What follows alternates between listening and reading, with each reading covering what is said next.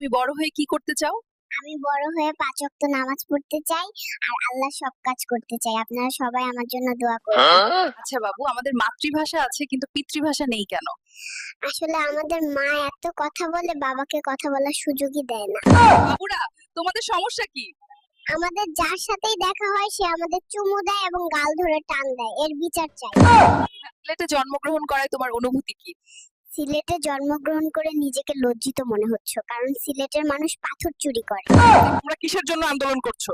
আমাদের বাবা মা খাওয়ানোর সময় কার্টুন দেখানোর অভ্যাস করে আমাদের চোখ নষ্ট করে দিচ্ছে। এর বিচার চাই। আমরা একেবারেই নিঃস্ব। আমাদের বাবা মা ফেসবুক, টিকটক আর পরকীয়ায় হারিয়ে গেছে, আর ওদের ঝগড়ার কারণে আমরা একা হয়ে যাচ্ছি। এখন তারা আমাদের সাথে সময় কাটাতে ভুলে গেছে। এই, ডাক্তার কোথায় গেল? আমাকে কতই না কষ্ট দিল, তারে আজকে ডাক্তারি শিখাবো।